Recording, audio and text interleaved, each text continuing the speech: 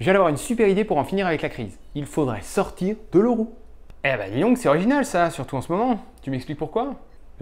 Parce que c'est toi qui l'as dit dans l'épisode sur la monnaie, non? Ah bah non, attends, c'est pas ce que j'ai dit. Moi je voulais juste expliquer la théorie économique qui justifie l'intérêt des différentes monnaies. Ok, mais alors c'est quoi la théorie économique qui justifie l'euro? Ah pour le coup, c'est un chouïa plus compliqué. Et puis c'est pas vraiment une théorie économique. L'euro c'est plutôt un choix qui vient compléter des décisions politiques. Même si effectivement il y a aussi des arguments économiques qui vont dans le sens on ne comprend pas ce que tu dis. Ok, c'est quoi? On se fait un épisode sur l'euro et les raisons de sa création.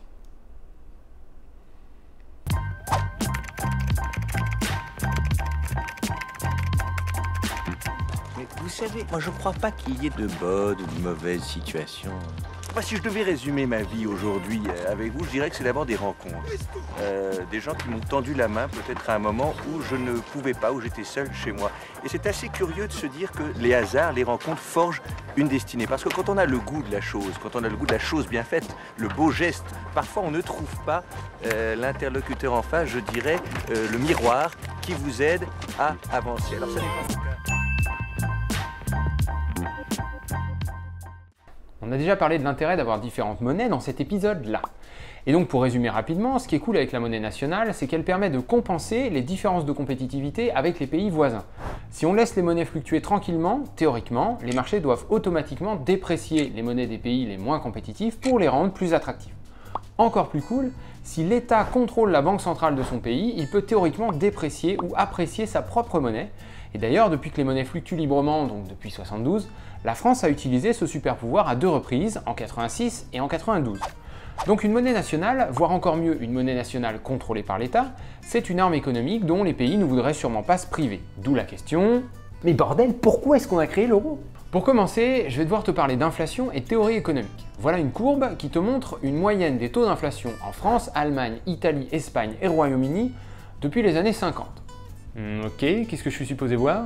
Eh ben t'es censé voir ça. L'inflation devient incontrôlable durant la décennie 70. Puis ça commence à redescendre en 80 et finalement c'est maîtrisé dans la deuxième moitié des années 90 et jusqu'à aujourd'hui. Maintenant je te montre la moyenne des taux de chômage de ces différents pays sur la même période. Tu peux voir que pile poil au moment où l'inflation est partie en vrille, eh ben le chômage a suivi. Pourquoi ta courbe de chômage, elle a 2 couleurs? En fait, c'était pas évident de récupérer les données du chômage sur une aussi longue période. Du coup, la première partie de la courbe, de 56 à 82, ce sont des données issues d'un document de recherche, et puis la deuxième, ça sort directement du site de l'OCDE. Je t'ai mis les sources dans la description de la vidéo, mais de toute façon, moi, ce que je veux juste te montrer, c'est cette tendance. Le chômage monte et l'inflation monte. Et alors? Avant d'aller plus loin, je te précise que je vais simplifier pas mal de choses. Mon idée, c'est d'essayer de te donner une vue d'ensemble, alors on va cutter quelques corners. Avant les années 80, la théorie économique dominante s'articulait autour des idées de Keynes. Keynes nous disait, entre autres, que les dépenses publiques permettent de stimuler la demande. Si l'État se met à dépenser des sous pour faire fabriquer des trucs, les entreprises doivent augmenter leur production pour satisfaire cette nouvelle demande, ce qui les force à embaucher et donc le chômage diminue. Et la dette de l'État augmente. Alors non, à cette époque ça fonctionne pas vraiment comme aujourd'hui. Déjà, le niveau de la dette est faible, le déficit également, et puis de toute façon l'État peut demander à sa banque centrale de lui imprimer de l'argent s'il en a besoin. Quoi? L'État peut demander à sa banque centrale de... Ouais, je sais, ça a l'air hyper cool dit comme ça, mais laisse-moi poursuivre, je vais y revenir. Ce mécanisme de stimulation de la demande provoque de l'inflation, ce qui a priori est normal, puisque la demande est supérieure à l'offre. Ouais, alors le coût de l'offre supérieure à la demande, je suis pas sûr d'avoir suivi. Alors, imagine une entreprise qui produit 100 machins par an. Tout d'un coup, on lui demande d'en produire 120. C'est la demande qui augmente. Pour cette entreprise, il n'est pas facile d'augmenter sa production immédiatement. Il faut un peu de temps pour ajuster sa chaîne de production, acheter les machines, recruter du monde, etc. En attendant, il n'y a pas assez de marchandises pour tout le monde. Alors d'après toi, à qui cette entreprise va-t-elle vendre sa production? Au plus offrant. Exact. Elle va faire jouer les enchères. Et voilà l'inflation qui apparaît. Les prix montent. Donc du coup, l'inflation est un mécanisme normal. Demande supérieure à l'offre, donc inflation, puis ajustement de la production et donc baisse du chômage. Sauf que si je te remonte cette courbe, tu vas me dire que... Allez, un petit effort. Ah oui, si, comment ça se fait que le chômage monte en même temps que l'inflation?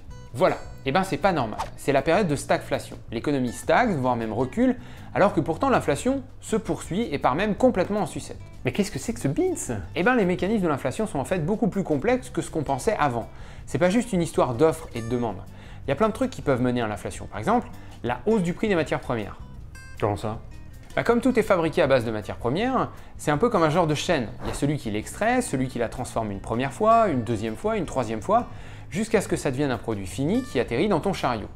À la base de la chaîne, si le prix de l'extraction augmente, alors l'entreprise va amortir ce coût en augmentant son prix de vente. Mais du coup, l'entreprise qui suit va faire la même chose, et ainsi de suite, jusqu'à ce que tu constates la hausse du prix dans ton magasin. D'où l'impact important des chocs pétroliers de 73 et de 79 sur le niveau des prix. L'inflation peut également être causée par la politique monétaire, c'est-à-dire quand une banque centrale d'un pays se met à créer de la monnaie pour financer directement les dépenses de l'État sans se soucier de l'augmentation des capacités de production. En gros, si je crée 100 de monnaie pour une production de 100, alors toutes mes unités valent 1. Si j'augmente la masse monétaire à 110, alors le prix par unité devient 1,1, c'est l'inflation. Mais en théorie, la production est supposée rattraper la création monétaire et atteindre 110 unités. Mais si tout d'un coup j'augmente la masse monétaire à 200, non seulement les prix vont exploser à 1,8, mais en plus la production va mettre beaucoup plus de temps pour rattraper ce nouveau chiffre. Et si je continue comme ça à augmenter la masse monétaire sans jamais laisser le temps à la production de me rattraper, je me retrouve avec une inflation galopante. L'inflation peut aussi être causée par l'anticipation des acteurs économiques. Prends les employés d'une entreprise par exemple. Si l'inflation est importante, ils vont demander une hausse de salaire pour conserver leur pouvoir d'achat. Sauf que pour financer cette hausse de salaire, l'entreprise va augmenter ses prix, ce qui provoque plus d'inflation. Du coup, pour compenser, les employés demandent à nouveau une augmentation de salaire que l'entreprise compense à nouveau par une hausse des prix. On appelle ça une spirale inflationniste. C'est un peu comme un chien qui essaye d'attraper sa queue, c'est sans fin. Et j'imagine que les spirales inflationnistes, on n'aime pas trop ça. Non, pas du tout. On a toujours peur que ça se termine par une hyperinflation. Mais en même temps, sans aller jusque-là, une inflation trop élevée signifie que toute l'économie devient complètement imprévisible et instable. Plus personne n'a confiance en la valeur de la monnaie parce que tous les prix augmentent constamment. Regarde, imagine que tu aies 100 € de côté. Avec ces 100 €, tu peux faire tes courses pour 2 semaines. Après 6 mois d'inflation, tes 100 € ne peuvent plus acheter qu'une semaine de provisions. Ça veut dire que tes économies perdent de la valeur. Mais attends, de l'inflation, elle a tout le temps de toute façon, non? En situation normale, c'est-à-dire si on n'est pas en récession, oui. Mais à des niveaux relativement faibles, à 1 ou 2% par an, l'inflation est presque imperceptible. Quand elle devient trop importante, tous les acteurs économiques la remarquent et cherchent à la combattre. Une inflation trop forte, c'est synonyme d'instabilité et de manque de visibilité pour les entreprises, ce qui a tendance à faire fuir les investisseurs et au final créer du chômage. Ok, et donc c'est ça qui se passe sur ta courbe. Voilà, alors c'est un genre de mélange de tout ce que je viens de t'expliquer sur l'inflation. J'ai pas non plus la prétention d'avoir expliqué toute la complexité de ce qui s'est passé à ce moment-là, mais ça te donne une idée. Pendant les années 70 et 80, les gouvernements vont petit à petit chercher à limiter cette inflation. C'est pour ça que le financement des dépenses de l'État par la création monétaire a tout d'abord été limité, notamment en France par la fameuse loi de 1973, puis purement et simplement supprimé pour que finalement les États européens empruntent l'argent dont ils ont besoin sur les marchés financiers. Quel rapport avec l'euro? Alors je vais y revenir, pour le moment ce que je voudrais que tu retiennes c'est que 1. Il y a eu une crise de l'inflation dans les années 70. 2. L'inflation à forte dose c'est mauvais pour l'économie. On pensait qu'elle était le prix à payer pour lutter contre le chômage, mais en fait c'est pas aussi simple. Et puis 3, les politiques monétaires indépendantes des différents États européens ont eu tendance à aggraver les choses. Alors attends, juste pour être sûr d'un truc, la politique monétaire c'est la création de la monnaie par la Banque centrale, c'est ça? Alors il n'y a pas que ça, une politique monétaire ça tourne toujours autour d'une banque centrale et de ses deux principaux super pouvoirs. La création monétaire, comme tu viens de le dire, et la fixation des taux directeurs, c'est-à-dire les taux d'intérêt de référence. On l'a vu, la création monétaire permet notamment de financer les dépenses des États. Mais c'est dangereux parce que ça peut créer de l'inflation. En fait, pour que ça fonctionne, il faut que la création monétaire se fasse au même rythme que l'augmentation des capacités de production. Je reprends mon exemple d'une économie qui produit 100 pour une masse monétaire de 100. Mettons que le dynamisme de cette économie fait que la production passe à 110, et bien du coup, pour conserver la stabilité des prix, on va augmenter la masse monétaire à 110. Dans ce cas-là, la création monétaire succède à l'augmentation de la production, et on parle d'accompagnement de la croissance. Et puis pour finir, créer de la monnaie, ça peut aussi être utile pour ensuite faire joujou sur les marchés financiers avec ses devises et faire varier le taux des cours de sa monnaie par rapport aux autres. C'est donc ce qu'on disait au début et ce dont on a déjà parlé dans cet épisode-là. Ensuite, pour l'histoire des taux d'intérêt, je te renvoie notamment à l'épisode sur le QE et aussi à celui sur la création monétaire. Mais en gros, pour pouvoir prêter des sous, les banques ont besoin d'une monnaie spéciale qu'elles empruntent auprès de la banque centrale.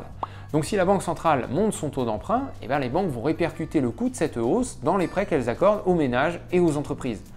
Or, si c'est cher d'emprunter, c'est pas facile de faire du business. Et inversement, si c'est pas cher d'emprunter, c'est plus facile de faire du business. Donc le contrôle des taux d'intérêt, c'est un outil très pratique pour booster ou ralentir une économie. Tout ça donc pour dire qu'une politique monétaire, c'est vachement pratique. Ça permet de faire plein de choses. Sauf que si tout le monde se met à jouer avec ses taux d'intérêt et sa planche à billets dans son coin, eh ben ça a tendance à donner du grand n'importe quoi, notamment si ces actions monétaires sont liées à des volontés politiques qui changent tous les 5 ans. En plus, l'une des idées de l'Union européenne, c'est de mettre en avant le fait que tous les pays membres sont à la fois clients et fournisseurs les uns des autres. Autrement dit, interdépendants. Ça veut dire qu'une politique monétaire avantageuse pour la France peut s'avérer ne pas l'être pour d'autres pays européens, et donc finalement se retourner contre la France. Bref, mon dernier point, c'était donc que l'Europe cherche à harmoniser les politiques monétaires pour que tout le monde avance d'un même pas, avec une vue d'ensemble, plutôt que chacun dans son coin. Donc retiens bien, premièrement, une crise de l'inflation. Deuxièmement, l'inflation c'est pas bien à trop forte dose. Et troisièmement, les politiques monétaires c'est pratique, mais si c'est désorganisé, c'est plutôt chiant. Mais quel rapport avec l'euro? Fais-moi confiance, c'est un sujet bien compliqué, donc je commence par mettre en place 2-3 trucs, et puis après, je vais y revenir et tu comprendras tout. Enfin, normalement. Ok, je reviendrai là-dessus un peu plus tard. Maintenant, je vais te parler des taux de change. On va pas y aller par 4 chemins. Si on veut mettre en place un budget commun, c'est beaucoup plus facile d'avoir une monnaie commune.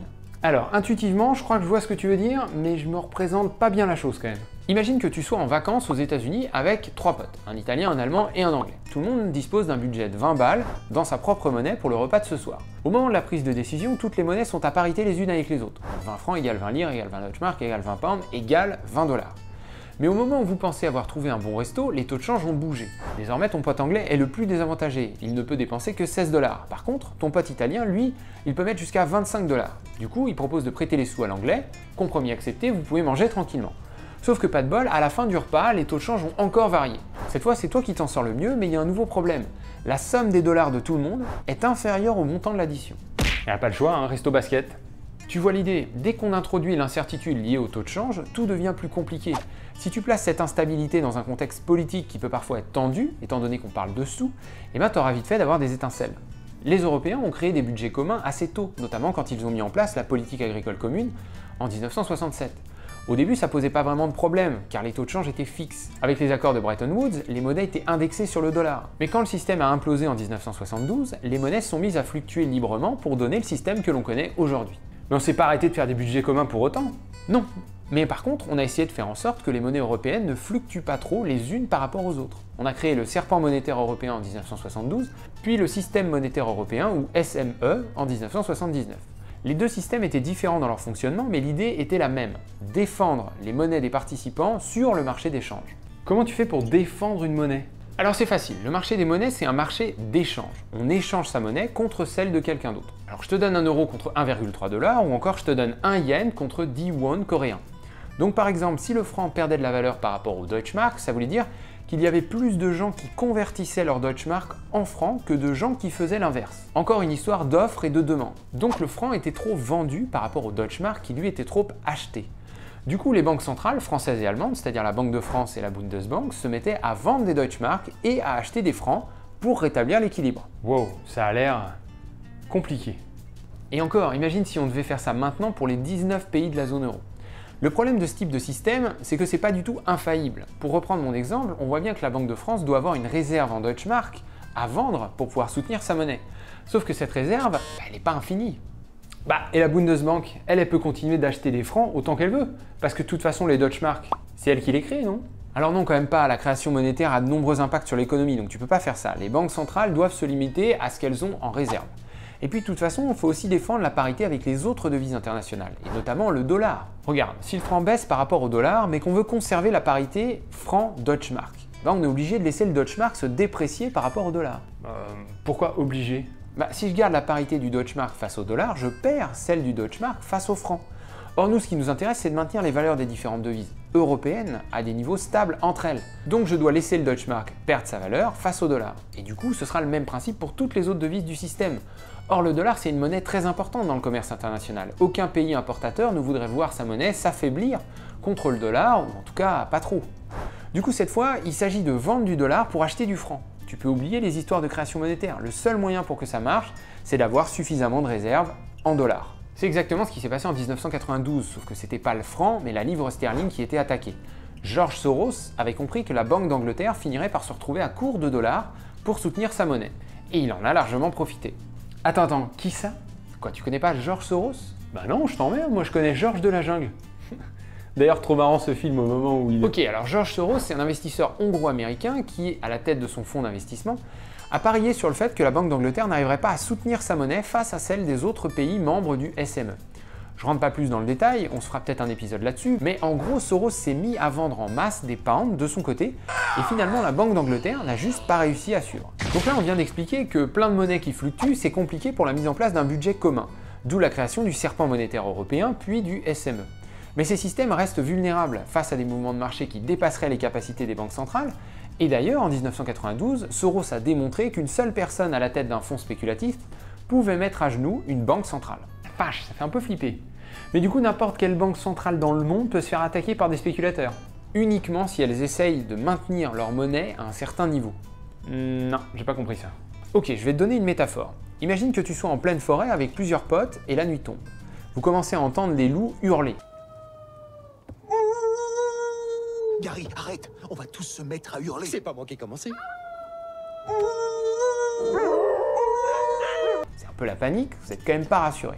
Du coup, vous décidez d'allumer plusieurs feux autour du camp pour vous protéger. Sauf que c'est justement le feu qui va attirer les loups. Et évidemment, à la moindre occasion, à la moindre faille dans votre système de défense, eh ben, ils vont vous sauter dessus.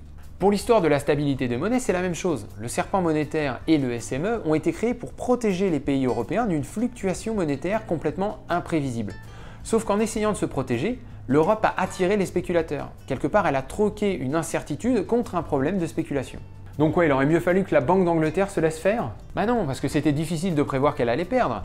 Mais ce que je veux dire, c'est que on a expliqué que les monnaies stables les unes par rapport aux autres rendent plus simple la mise en place d'un budget. On l'a aussi expliqué dans l'épisode sur la monnaie que les taux de change influent sur la compétitivité des pays. Sauf que du coup, comme ce sont les marchés financiers qui fixent la valeur des différentes monnaies entre elles, eh ben ce sont les marchés financiers qui dictent leurs lois quant à la compétitivité des pays, enfin en tout cas au niveau monétaire. Et ce sont également les marchés financiers qui décident si plusieurs États ont le droit, ou en tout cas si ça va être facile pour eux, de mettre en place un budget commun. Ah, et l'Europe a dit fuck les marchés financiers. Voilà, les États européens ne voulaient pas de cette autorité régulatrice incontrôlable. Mais en voulant contrôler les marchés, ils se sont créés un nouvel ennemi, les spéculateurs. Maintenant, on va commencer à pouvoir parler de l'euro. On a donc un problème d'inflation dans les années 70-80. Problème qui a tendance à être aggravé par des politiques monétaires menées de façon isolée. On a aussi une construction européenne qui nécessite la mise en place d'un budget commun. Budget difficile à tenir à cause des monnaies qui fluctuent. Du coup, on essaye de maintenir les cours stables en faisant intervenir les banques centrales sur les marchés des devises, mais en faisant ça, on se frotte à des spéculateurs et le système est instable. L'euro, c'est une réponse à tous ces problèmes. D'abord, le problème de l'inflation. C'est aujourd'hui la Banque Centrale Européenne qui s'occupe de maintenir les prix à des niveaux stables. Elle a été créée sur le modèle allemand, parce que c'est l'Allemagne et sa Bundesbank qui avaient combattu le plus efficacement l'inflation dans les années 70.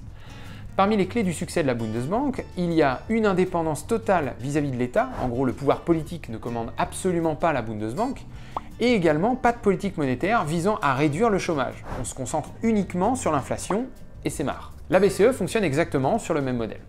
Ensuite, il y avait cette histoire des politiques monétaires mises en place sans aucune concertation entre les pays membres. L'euro a apporté une solution simple, une seule banque centrale, une seule monnaie, donc une seule politique monétaire pour tout le monde. Après, il y a le problème de la fluctuation des monnaies, qui rend la mise en place des budgets plus compliquée. Avec l'euro, c'est terminé, puisqu'il n'y a plus qu'une seule monnaie. Et enfin, le problème des spéculateurs, s'il n'y a plus qu'une seule monnaie, pas moyen de parier sur une monnaie européenne par rapport à une autre. Ouais, mais du coup, il y a toujours des spéculateurs qui peuvent s'attaquer à l'euro, non? Non, parce que la BCE n'intervient pas sur le marché d'échange. Regarde, si je reprends mon histoire du feu de camp, le problème c'était qu'avec vos potes, vous étiez dans la forêt, donc il y avait des loups. Et la BCE, elle rentre même pas dans la forêt, donc elle peut pas se faire attaquer. Alors attends, parce que là je pense encore à un autre truc, il y a quand même plein de pays qui n'ont pas l'euro dans l'Union Européenne. Ah ouais? Lesquels? L'Angleterre. Ah merde, non du coup. Ah, fais pas ton malin, je suis sûr qu'il y en a plein d'autres. En fait, il n'y a que le Royaume-Uni et le Danemark qui, malgré le fait qu'ils étaient signataires du traité de Maastricht, n'ont pas adopté l'euro. Et autant le Royaume-Uni a conservé un régime spécial, autant le Danemark a quand même indexé sa monnaie sur l'euro. Ensuite, il y a la Suède, qui est entrée dans l'Union après la signature du traité de Maastricht. Du coup, officiellement, on lui laisse le temps avant de rejoindre l'euro. Bon, en réalité, c'est un sujet sensible politiquement là-bas, ça fait un moment que ça traîne.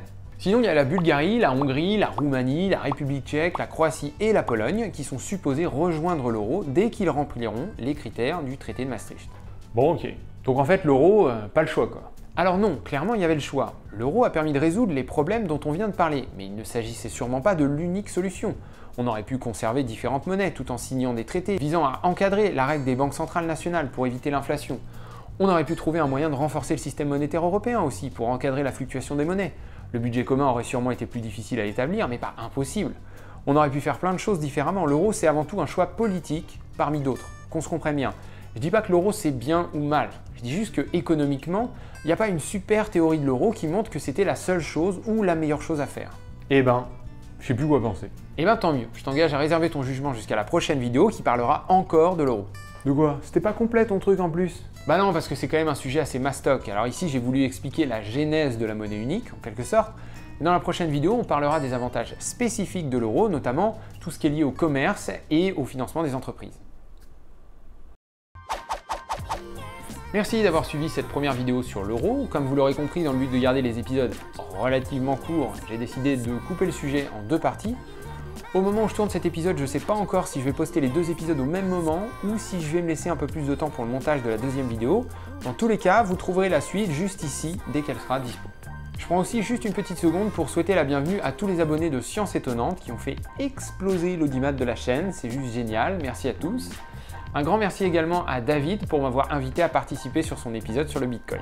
Comme vous pouvez le constater, j'ai créé un compte Tipeee pour que vous puissiez soutenir la chaîne financièrement si vous le souhaitez. Évidemment, tous les épisodes resteront gratuits quoi qu'il arrive, c'est juste pour ceux qui le souhaitent. J'ai prévu un petit FAQ prochainement pour me présenter, parler des trucs qui sortent un peu des thématiques des épisodes, donc si vous avez des questions, n'hésitez pas dans les commentaires ou sur Twitter ou sur Facebook ou comme vous voulez.